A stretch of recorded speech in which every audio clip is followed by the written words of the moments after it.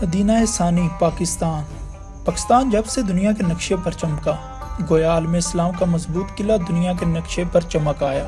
پاکستان جس کو مدینہ ثانی بھی کہا جاتا ہے، اپنی عظیم تاریخ رکھتا ہے، مگر اس کی یہ چمک دنیا کے نقشے پر گزرتے دنوں کے ساتھ مدھم پڑتی جا رہی ہے۔ کیوں؟ اس کی وجہ میں آخر میں بیان کروں گا۔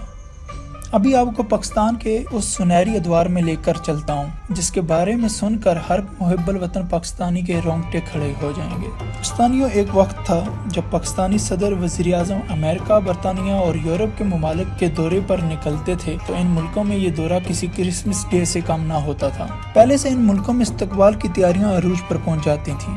جیسے آج کل امریکن صدر اگر پاکستان آئے تو جو حالات ہوتے ہیں، ان ملکوں کے سربراہان خود پاکستانی سربراہ کا استقبال کرنے ٹائم سے پہلے ایئرپورٹ پر پہنچ جایا کرتے تھے۔ یہ وہ دور تھا جس میں پاکستان کو ایشیا کا ٹائیگر کہا جاتا تھا۔ پاکستان ایشیا میں سب سے تیزی سے ترقی کر رہا تھا۔ اس دور میں اس وقت کے صدر جنرل ایوب خان کا ذکر کرتے ہیں۔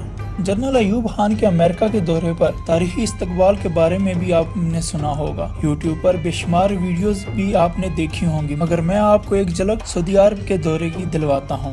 جنرل ایوب خان 4 روزہ دورے پر سعودی عرب روانہ ہوئے۔ سعودی عرب کے دورے پر پاکستانی جنرل کا جو استقبال ہوا، اس پر دنیا کی آنکھیں کھلی کی کھلی رہ گئیں۔ انٹرنیشنل میڈیا کی تمام نظریں اس طرف متوجہ ہوئیں۔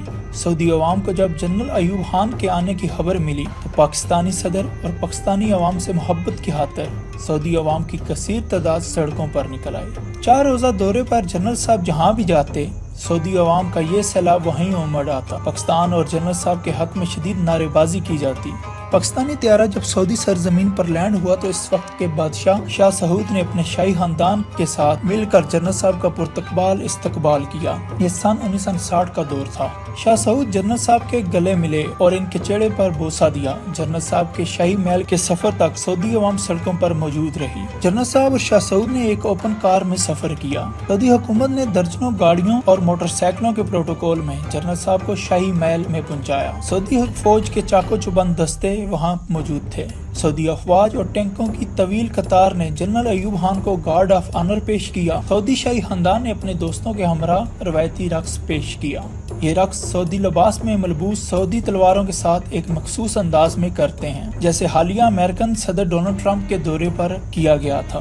رقص کے دوران ہی شاہ سعود اٹھے اور تلوار ہاتھ میں لے کر نوجوانوں کے ساتھ شریک ہو گئے۔ یہ ان کا پاکستان اور پاکستانی صدر کے لیے محبت کا اظہار تھا۔ مسجد نبوی، گنبد خضرا کی زیارت کے لیے جنرل صاحب مدینہ منورہ جب پہنچے تو وہاں کے شہری سڑکوں پر نکل آئے۔ بچے، بوڑھے، مرد، عورتیں سب جنرل صاحب کے استقبال کے لیے سڑک پر آ گئے۔ تب جنرل صاحب نے اپنے مخصوص فوجی انداز میں مدینہ کے شہریوں کو سلیوٹ کر کے ان کو خراج تحسین پیش کیا۔ جنرل صاحب جنت البقیع بھی گئے۔ فاتحہ خوانی کی۔ حرم شریف میں عمرہ کی ادائیگی کے دوران بھی شہریوں کی بڑی تعداد جمع رہی۔ آپ نے حجر اسود کو بوسہ دیا۔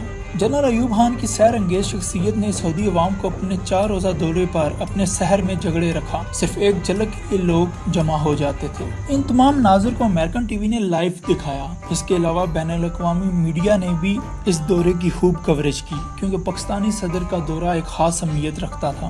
مگر ایسا کیوں ہوا؟ تو جواب ہے غیرت مندی، خود اعتمادی، ایمانداری، ملک سے بے پناہ محبت، سچا اور مخلص ہونا، جو اس وقت جنرل ایوب خان کے اندر تھا۔ آج حالات دیکھ لیں اپنے پیارے پاکستان کے اور ان کے حکمرانوں کے غیر ملکی دوروں پر ملنے والی عزت کو، کیونکہ ان لوگوں کے اپنے بینک اکاؤنٹ کو بڑھانے کے چکر میں پاکستان کا وقار، عزت داؤ پر لگا۔ ان کرپٹ حکمرانوں کا اتنا قصور نہیں جتنا ہماری عوام کا ہے۔ اپنے ملک کے وقار کو داؤ پر لگانے کے ذمہ دار ہم بھی تو ہیں، جو ان نالائقوں کو اپنے اوپر مسلط کر کے بیٹھ گئے ہیں۔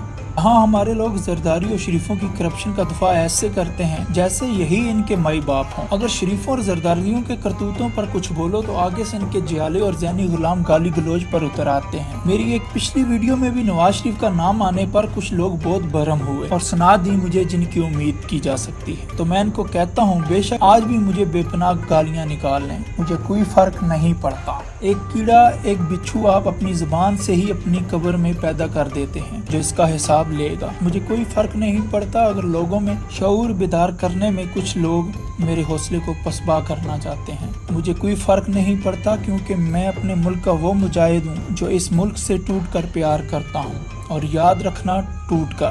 مزید اچھی معلومات کے لیے آپ ہمارا YouTube چینل سبسکرائب کریں۔ آپ ہمیں فیس بک پر بھی جوائن کر سکتے ہیں یا پھر وزٹ کریں ہماری ویب سائٹ www.superpowerpakistan.com۔